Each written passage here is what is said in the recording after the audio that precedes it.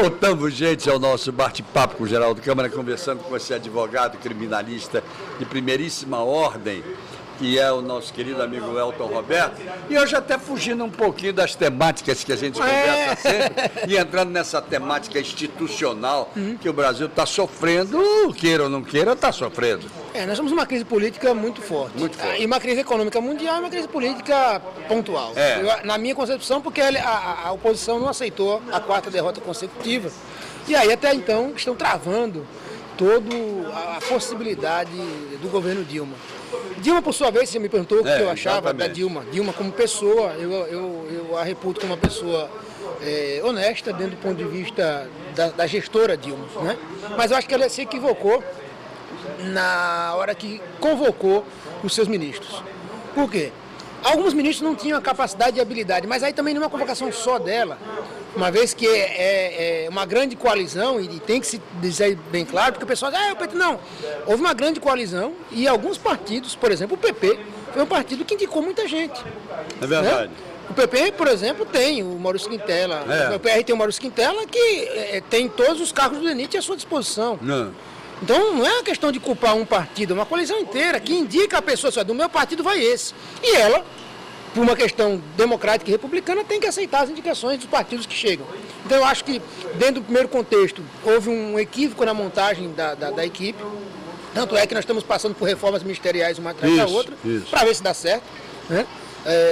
Do outro ponto de vista, há uma satisfação popular sem uma compreensão real da realidade econômica, e já dizia o americano, né? Você sabe disso, que o economista americano, depois que ele fala todo aquele seu contexto, ele chega e diz, é economia, seu idiota, é economia. Economia. Então veja, se a economia estivesse dentro de um patamar aceitável... Não havia reclamação. Nenhuma reclamação, não. Nenhuma Realmente, reclamação. Né? Do ponto de vista político, isso seria fácil de se Mas aí se você ajeitar. me dá margem a lhe fazer uma pergunta. Quem ocasionou o quê?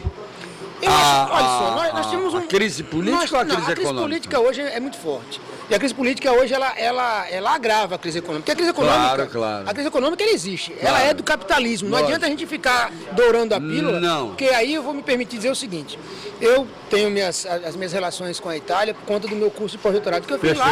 E hoje eu sou um professor convidado da Universidade Italiana lá em Pavia. Exatamente. E uma vez por ano eu tenho esse convite que vou ministrar um curso, vou fazer uma pesquisa. Perfeito. E este ano que passou, 2015, eu estive na Itália.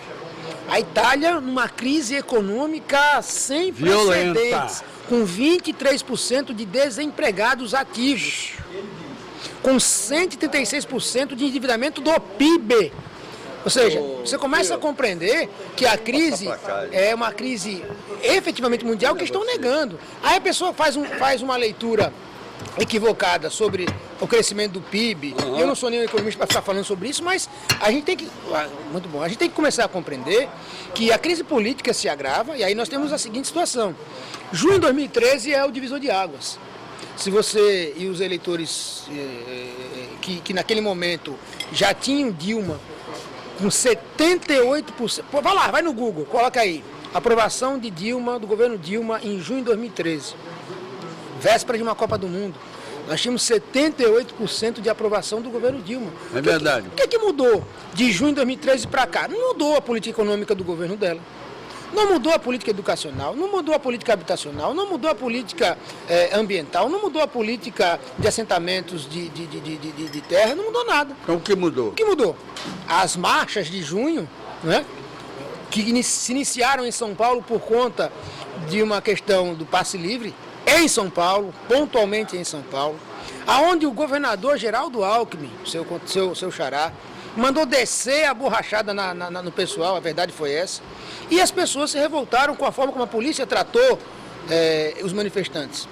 E passaram em São Paulo a se manifestar pelo passe livre. Só que a coisa tomou um patamar, e aí vejam que coisa mais, não é engraçado, mas é do ponto de vista interessante.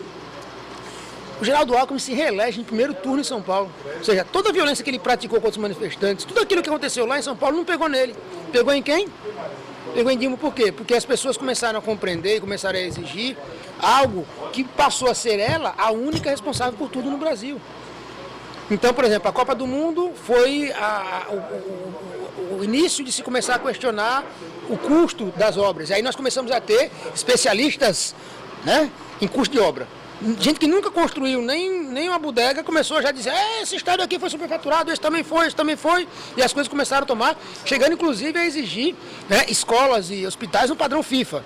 E depois nós descobrimos que a FIFA é uma das entidades mais corruptas do mundo. Do mundo! Então, assim, a gente começa a compreender, e talvez a falta de racionalidade potencializada pela mídia, a grande mídia, né, sabemos disso. A grande mídia potencializou isso e nós tivemos uma Copa do Mundo de sucesso, a verdade foi essa. Todo mundo, que o brasileiro tem aquele complexo de vira-lata, não vai dar certo, imagina na Copa. Detesto toda, isso. Né? E a Copa foi um sucesso, tanto é que foi considerada mundialmente a Copa das Copas. Foi. Né? Ganhou de 7-1. Não, né? Nós só perdemos no futebol. Não, tô brincando. Nós só perdemos no futebol. Eu estou dizendo que ela ganhou de 7-1. Nós só perdemos no futebol. Mas os aeroportos ficaram, não teve atraso de voo nenhum. Nós não tivemos nenhuma notícia de nenhum problema. E as pessoas que vieram para cá viram um país, né, de uma certa forma, e aí é o que me preocupa.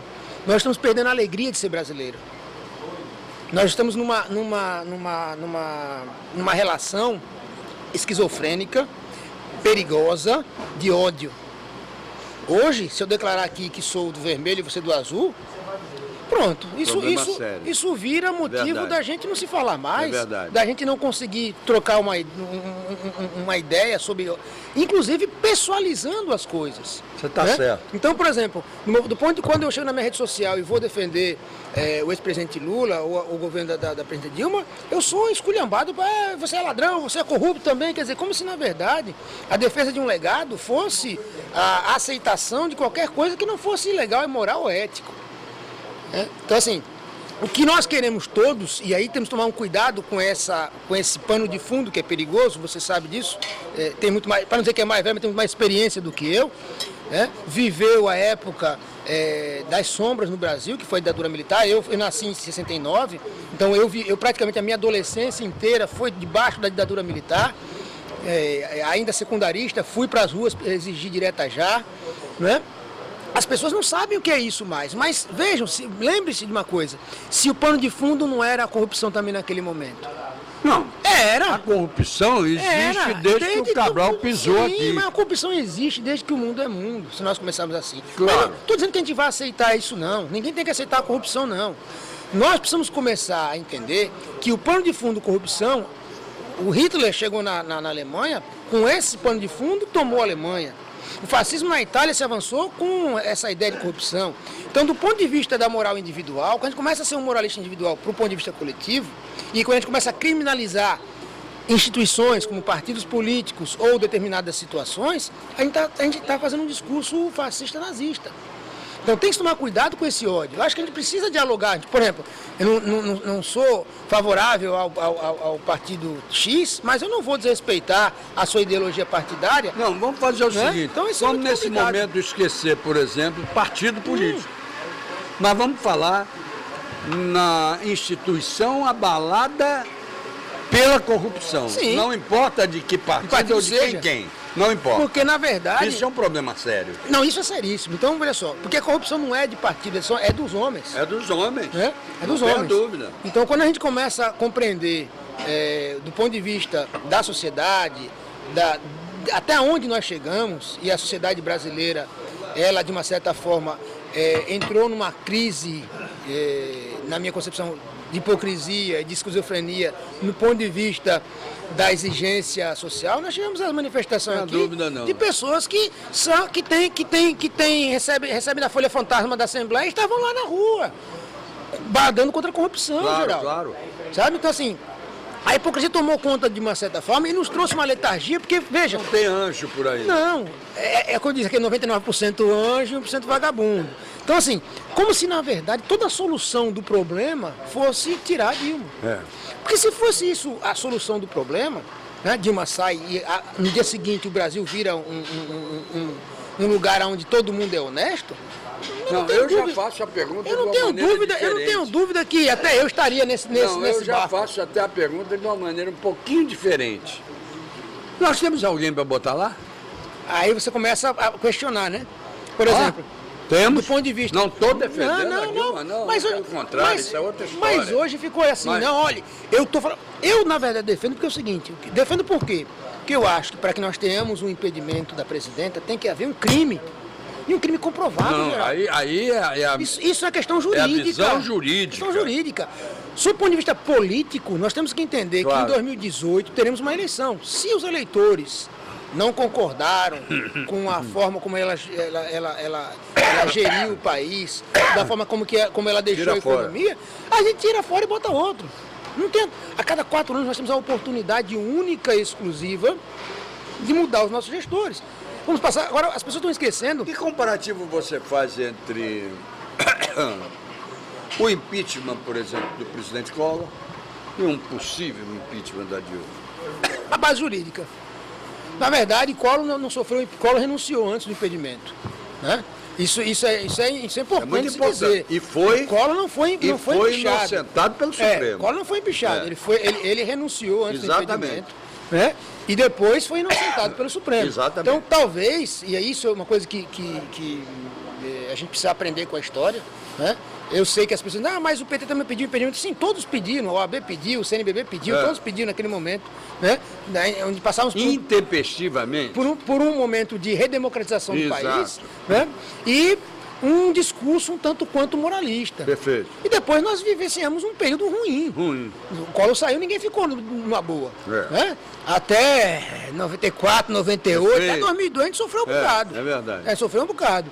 Então, assim, a gente precisa compreender que esse momento é um momento se a gente redemocratizou, é um momento de assegurar a democracia. É verdade. E as garantias e direitos individuais. Verdade. Então, me preocupa muito nessas marchas. Muito bem. Mas deixa eu a questão da ditadura militar, essas coisas todas. Não, isso é besteira, porque isso tudo já era. Né? Passou. Fez parte do problema político do Brasil. Não é? Esperamos que não volte. Esperamos que não volte. Sem dúvida alguma, esperamos que não volte. Agora, infelizmente a gente está chegando no final do programa e eu quero lhe perguntar o seguinte: que futuro é o futuro do Brasil, na sua visão? Eu acho um futuro melhor, viu, Geraldo? Nós tínhamos um exército de miseráveis, a verdade é essa. 40 milhões de pessoas saíram da linha da miséria e, lógico, a gente precisa compreender isso de uma maneira histórico-antropológica.